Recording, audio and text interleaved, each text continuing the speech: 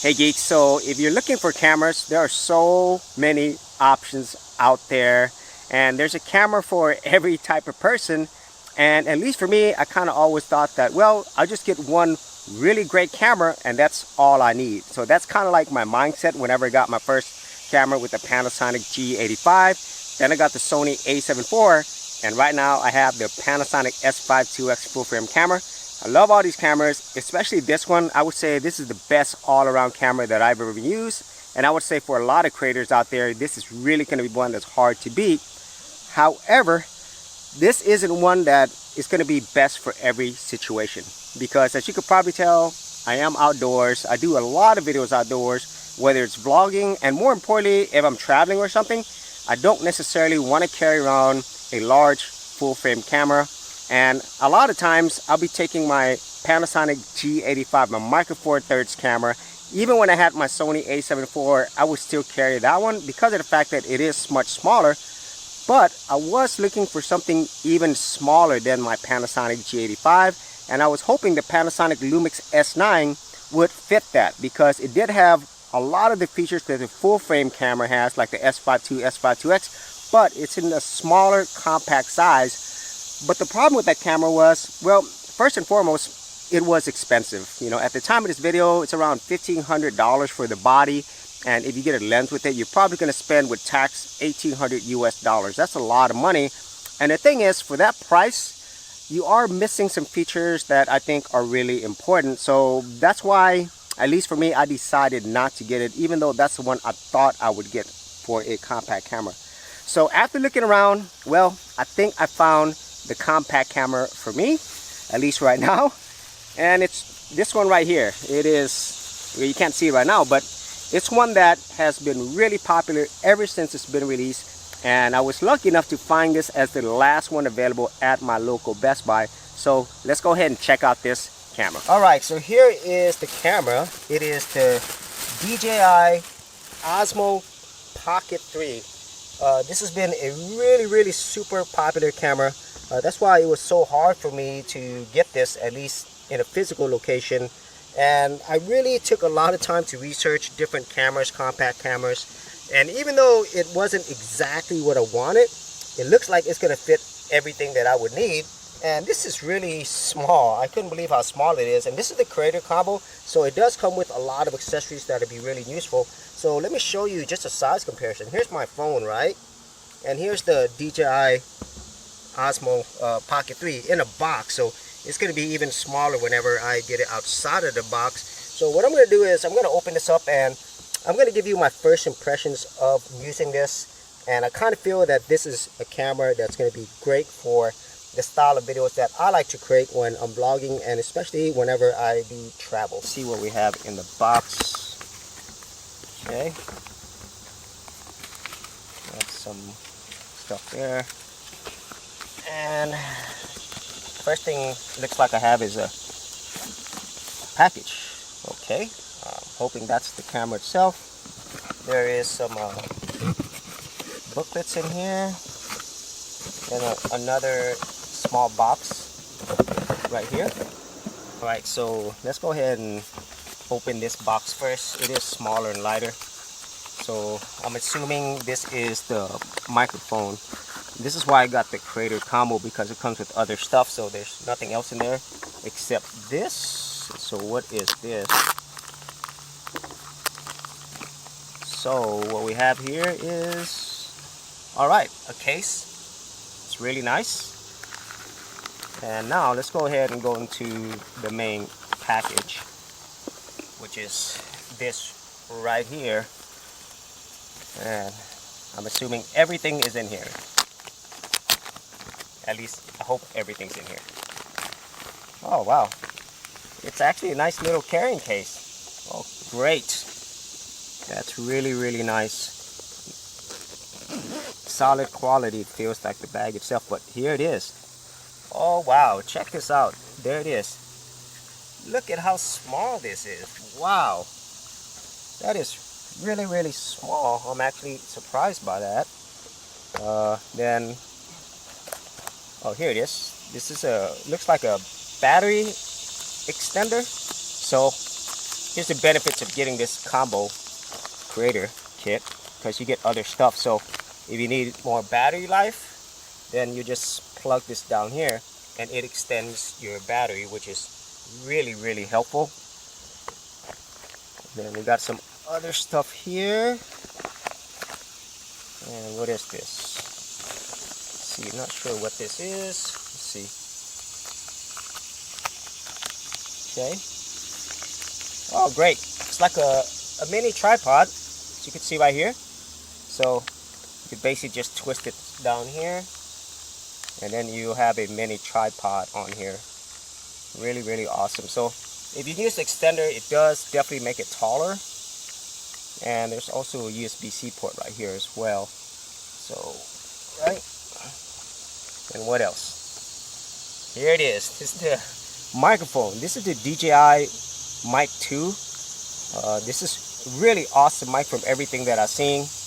And once again, another benefit of getting this creator combo, because I think this by itself is like $100 or something, or maybe $140 if I remember correctly.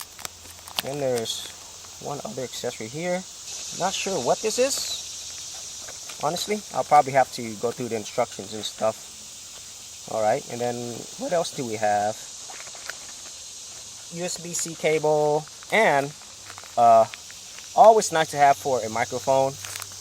We have this right here. It's a windscreen or a dead cat that you put over your microphone. So yeah, all the stuff that we need to create. Okay, so I've removed all the accessories just to show you how tiny this thing is. So here's my phone, and here's the Pocket 3. This is a super tiny camera, but obviously if you put all the other accessories, it will be longer and taller. But that's just really incredible, especially considering everything that this camera is able to do. And then if you use the case itself, I think it's just really cool that they included this, so it gives you some protection for your camera when you're not using it. So even with the case, it's still super small. So what I'm going to do is, this is going to be my first impressions. I don't know if there's any charging here. Let me try it out. Oh, cool. So it's on. And then there's a screen. Okay. And then you have to take this this sticker out. Here's the screen right there. Okay. And oh, that's cool. Yeah, I like that, how that works. Okay, so I'm assuming it's this way. Okay. I don't know if that's a touchscreen. Okay, that's a. Okay, so swipe to skip. Okay, so this is a touchscreen. Swipe from left edge to enter playback. Okay. No SD card. Okay, I'll need an SD card. So unfortunately, I did not know I needed an SD card. I won't be able to test it right now, but once I get SD card here, I'll go ahead and give you some of my first impressions. But overall, just unboxing this, I am really impressed by first the size, but also everything that comes with this entire creator combo pack. So once I get SD card on here, I'll go ahead and test this out. Okay, so I got an SD card. Specifically, I got a micro SD card. So if you do buy this, don't forget to get a micro SD. I didn't even think about it. And so now that I have it here, I'm shooting this for the first time. This is in 1080p, 30 frames per second. And right away, I'm like, I cannot believe how small this is. But just looking at this screen, the quality looks really great. I am very impressed just by what I see here, but I'm pretty sure once I bring it to my computer, it is gonna look even better. But the one thing that annoys me though, and this is not just with DJI, but I've had this happen with other devices, you actually have to activate this. Now you can use this, but whenever I turned it on, it asked me to activate with this DJI app, and I really hate doing that. Whether you have to activate it through an app, or more importantly, you have to register with your email. That just really sucks, because obviously the whole point of them doing that, number one, is to actually identify who gets the device or who owns the device.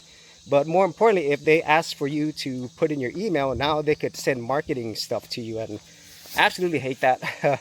But that's just a different type of rant. But going back to this, wow, 1080p, 30 frames per second, looks awesome. So I'm going to try out another resolution, one that I think a lot of people would be interested in. So let's go ahead and try that out. All right, so now I have it on 4K, 24 frames per second. And obviously being on this small screen, I really can't tell the difference at all. But once I get into a bigger screen, that's when this thing's really going to show how great the quality is right out of camera. And there's a lot of features in this little thing. I just briefly went through the menu as I was changing my resolution. And this kind of reminds me of my my GoPro, my older one, you know, where, you know, which way you swipe shows the different menus. But wow, I can't tell you how happy I am to have something so small and light. And I'm pretty sure once I go through all the settings, different resolution, different features, I think this is going to be an awesome creator camera. And right now I am moving this around and it is tracking me. This is the default setting, and there's other options as well. And I'm going to try out one more mode. All right, so this is why this thing is so awesome besides everything else it does. It makes it easy for you to change from a landscape mode to a vertical mode. And this is going to be really helpful for those people who shoots different types of content. You know, obviously vertical videos are really important. And so one of the big problems I had whenever I was shooting with my normal camera is the simple fact that you would have to turn it around. Or with my Panasonic S5 IIX, I actually have a 5K or 6K mode, I'm sorry, that allows me to crop it later much easier. But by having something like this, it makes it super easy for you to shoot these vertical videos. And all you have to do is switch it around and then flip your screen vertically. And the way in which you switch it over to the other side of the camera, meaning that rear to front facing, it's really easy to do. And as you can see there, super easy to do. And that is another really great benefit of having this type of camera. I simply can't do this easily with my normal cameras. Okay, so here's another shot in 4K in landscape or widescreen mode, but I want to show you how it looks like whenever the camera is facing the other way. And the stabilization on this is absolutely incredible, as you would probably expect it to be. Okay, so going back to what I said earlier, the main reason why I got this is because of the size and weight. And as you can see here, I have my Panasonic S5 IIX full frame camera, and this is definitely not a light camera, especially when you put your lenses on there.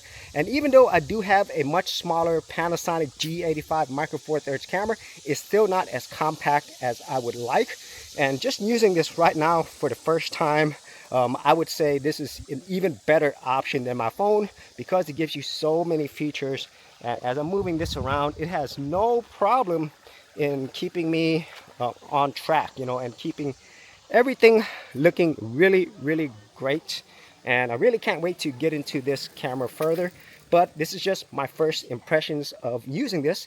So if you actually had any thoughts on this, be sure to leave in the comments area below. And if you wanted to see more of my camera videos, be sure to check out my playlist and subscribe, like, and I'll see you on another episode. Hey geeks, if you are a brand new creator and you simply want something easy to get you started, well, I got something for you with my Creator Starter Kit. This is a super simple step-by-step guide that's going to take you from having no channel to developing your very first YouTube channel, along with ideas, thumbnail designs, and other creator tips, including marketing. And the best part is, all of this is free. Simply head over to the link below, check out my page, and get started creating.